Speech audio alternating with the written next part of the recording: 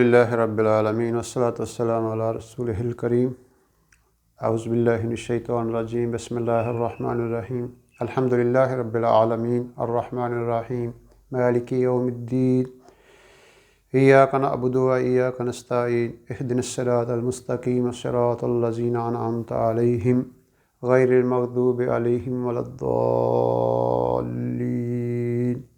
آمین۔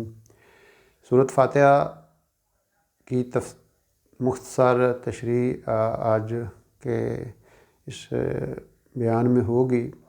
اس صورت کی بہت زیادہ فضیلت ہے اور اس کی بڑی امپورٹنس ہے۔ ہر نماز کا اس کو لازمی حصہ قرار دیا گیا ہے، ہر رکعت میں ہم اس کو پڑھتے ہیں، اور 2/3 قرآن پڑھنے کا اجر بتایا جاتا ہے۔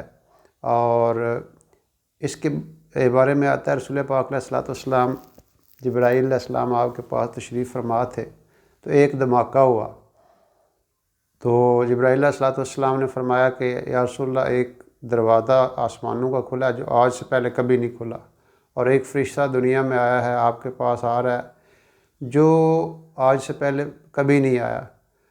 اور وہ فرشتہ آیا، اس نے کہا میں آپ کو 2 نوروں کی بشارت دیتا ہوں، ایک سورۃ فاتحہ اور ایک سورہ بقرہ کی جو آخری 2 آیات ہیں، آمن الرسول سے لے کے اینڈ تک۔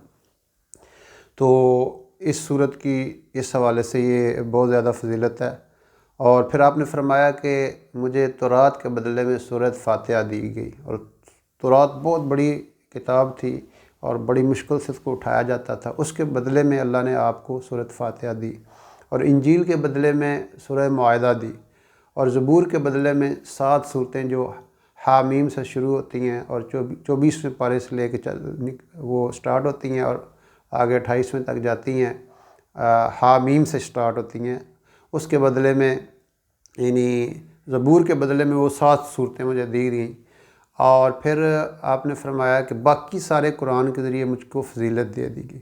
یہ اتنی بڑی صورت ہے کہ امام راضی رحمۃ اللہ علیہ جو ہیں، انہوں نے ایک دفعہ بیان کرتے ہوئے فرمایا کہ اس کے اندر 10,000 مسائل ہیں۔ لوگوں نے مذاق اڑایا تو انہوں نے اللہ کا نام لے کے اس کی تفسیر لکھنی شروع کی، سورہ فاتحہ کی، اور ایک پوری کی پوری جلد، یہ جو تفسیر امام راضی ہے اسے تفسیر کبیر بھی کہتے ہیں، یہ اس کی جو پہلی جلد ہے وہ سورۃ فاتحہ کی تفسیر ہے، اور اس میں انہوں نے 10,000 مسائل بیان کیے۔ اور اسی کے بارے میں سیدنا علی، حضرت علی کرم اللہ وجہہ فرمایا کرتے تھے کہ اگر میں سورہ فاتحہ کی تفسیر لکھوں تو 70 اونٹوں پہ لاد دی جائے۔ اور یہ کوئی بات ایسی نہیں تھی، انہوں نے ایک دفعہ عشاء کے بعد شروع کیا، بسم اللہ الرحمن الرحیم کی ایکسپلینیشن شروع کی، تو لفظ با پہ ساری رات لگا دی، فجر کی اذانوں تک اس کی تشریح کرتے رہے۔ تو یہ جو صورت ہے، اس کے اندر اللہ رب العزت نے ہمیں جو ہے نا وہ 4 جو قرآن کا خلاصہ ہے، سارے قرآن کا، سارے کلاموں کا جو خلاصہ ہے وہ قرآن ہے، سارے قرآن کا خلاصہ سورہ فاتحہ ہے۔ اور جس طرح پورے قرآن کے اندر 3 مضامین جو ہے وہ زیادہ تر اس پہ بحث چل رہی ہے، توحید، رسالت اور آخرت، تو اس کے اندر بھی اللہ رب العزت نے تینوں مضامین کو بیان کر دیا۔ پہلی 2 آیات جو ہیں وہ اللہ تعالیٰ نے توحید بیان کی، الحمدللہ رب العالمین الرحمن الرحیم، اور اس کے بعد جو ہے وہ مالک یوم الدین، آخرت کو بیان کر دیا۔ پھر ایاک نعبد و ایاک نستعین، اے اللہ ہم تیری ہی عبادت کرتے ہیں اور تجھ ہی سے مدد مانگتے ہیں۔ یہ پورے 4 آسمانی کتابیں، قرآن، تورات، زبور اور انجیل، ان سب کا خلاصہ یہ جو ہیں ایاک نعبد و ایاک نستعین، یہ خلاصہ ہے، اے اللہ ہم تیری ہی عبادت کرتے ہیں اور تجھ ہی سے مدد مانگتے ہیں۔ تو اس حوالے سے یہ تھا کہ یہ جو عبادت کا تصور ہمارے ہاں، یہ جو نماز، روزہ، زکوٰۃ وغیرہ لیا جاتا ہے، حالانکہ پوری زندگی جو ہے وہ عبادت ہے، مسلمان کی پوری زندگی عبادت ہے۔ حضرت علی کرم اللہ وجہ سے پوچھا کہ آپ لوگ عبادت کب کرتے ہیں؟ ان کا جی ہم تو 24 گھنٹے عبادت کرتے ہیں، یعنی مسلمان کا ہر عمل عبادت ہے۔ تو جس موقع پہ آپ ہیں، اگر ایک بندہ بازار میں ہے تو بازار کی عبادت کیا ہے؟ صحیح تولنا عبادت ہے، صحیح مال دکھانا، صحیح مال پیش کرنا، یہ بازار کی عبادت ہے۔ اقتدار کی عبادت کیا ہے؟ کہ بندہ ظلم نہ کرے، ناانصافی نہ کرے، لوگوں کا مال غلط طریقوں سے نہ کھائے۔ اور سیاست کی جو عبادت ہے وہ کیا ہے کہ خدمت، انسانیت کی خدمت کرے، انسانیت کی خدمت مقصود ہو، اپنا ذاتی جو بینک بیلنس بڑھانا مقصود نہ ہو، ذاتی ٹیکہ مقصود نہ ہو۔ اور گھر کی عبادت کیا، اگر آپ گھر میں آپ کے والدین ہیں، آپ کی اولاد ہے، آپ کے بہن بھائی، ان کے ساتھ جو سلوک کرنا اکارڈنگ ٹو شریعت، یہ گھر کی عبادت ہے۔ یعنی آپ پورے معاشرے کے اندر آپ اگر سچائی لے آتے ہیں، دیانتداری لے آتے ہیں اور انصاف لے آتے ہیں، تو گویا کہ آپ کا ہر عمل عبادت بن جاتا ہے۔ تو ایاک نعبد کا مطلب یہ ہے کہ آپ کی پوری زندگی، اے اللہ ہم جیسے ایک نوکر ہے، ایک ملازم آپ رکھتے ہیں، تو آپ 8 گھنٹے کے لیے، 10 گھنٹے کے لیے، 12 گھنٹے کے لیے، وہ پھر آپ کی ہر بات پہ جی جی جی کرتا ہے، وہ نہ نہیں کرتا، کہتا ہے جی جو آپ فرمائیں گے میں کروں گا۔ ایسی مسلمان اگر 15 سال پہ بالغ ہوتا ہے تو 15 سال سے لے کے زندگی کے آخری سانس تک وہ اللہ کا نوکر ہے۔ جو اللہ اسے کہے گا اسے کرنا ہے، اور جو اللہ جسے منع کرتا ہے اسے، یہ عبادت ہے۔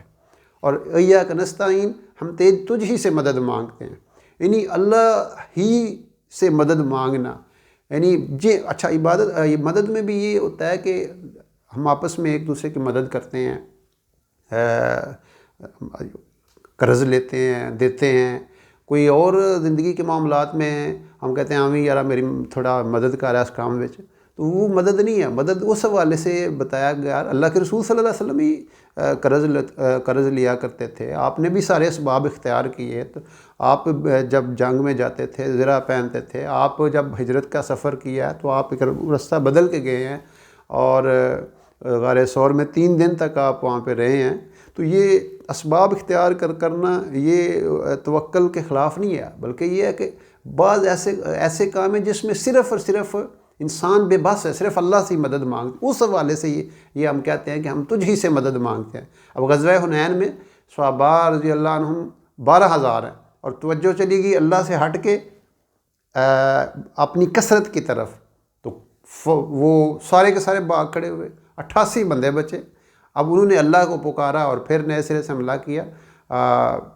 قرآن نے اس کو بڑا ایکسپلین کیا کہ وہ یوم حنین، وہ اس دن کو یاد کرو، حنین اذ اعجبتکم کثرتکم، اب دھیان اللہ کی طرف سے ہٹ کے کثرت کی طرف چلا گیا۔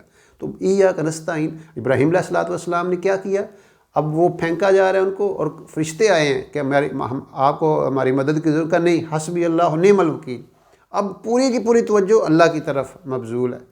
تو یہ مطلب ہے کہ ہم تجھ ہی سے مدد مانگتے ہیں۔ اور نباتہ بن یزید تابعی ہیں، اللہ کے راستے میں جا رہے ہیں اور گدھا مر گیا، تو اب اسی وقت دعا مانگنے لگے اللہ سے کہ اے اللہ تو اللہ ہے، تجھے تو ضرورت نہیں، میں تو بندہ ہوں، مسافر ہوں، سفر پہ جانا ہے، مجھے ضرورت ہے، یا اللہ تو اس کو زندہ کر دے۔ اس کو چھڑی ماری، قوم باذن اللہ کہا، اور وہ کھڑا ہو گیا، اور وہ کتنا عرصہ زندہ رہا۔ نباتہ بن یزید انتقال کر گئے۔ امام شافعی رحمۃ اللہ علیہ فرماتے ہیں میں نے خود اس گدھے کو دیکھا کہ وہ فروخت کے لیے مارکیٹ میں آیا ہوا ہے، کہ یہ وہ گدھا ہے جو مر کے زندہ ہوا ہے۔ تو یہ ایک بدو چکر لگا رہا ہے، طواف کر رہا ہے، اور اللہ سے کہہ رہا ہے اے اللہ میں بھی بھوکا ہوں، میری اونٹنی بھی بھوکی ہے، میرا بندوبست کر دے۔ تو وہ اللہ نے اس کا بندوبست کر دیا۔ تو یہ ہوتا ہے صرف جب آپ اللہ کے گھر میں ہیں، اللہ کے آگے اللہ سے مدد مانگنا، ہر طرف سے نگاہیں ہٹ جائیں، اے اللہ میں تجھ سے مدد مانگتا ہوں۔ اور پھر جو ہے اس میں پھر آگے ایک اور واقعہ جو ہے وہ آتا ہے، یہ ہشام بن عبد الملک اموی خلیفہ تھے، تو سالم بن عبداللہ بن عمر رضی اللہ کے پوتے طواف کر رہے ہیں، وہ کہتا ہے جی کوئی مدد، ان کا جی میں اللہ کے گھر میں اللہ سے مانگوں گا۔ جب فارغ ہوئے باہر نکلے کا کوئی حکم ہو، کوئی مدد میں آپ کی کر سکوں گا، دنیا کی آخرت کی؟ انہوں نے کہا جی میں دنیا کی کر سکتا ہوں، آخرت تو پھر میرے ذمہ نہیں ہے، میں انہیں جو ہے نہیں۔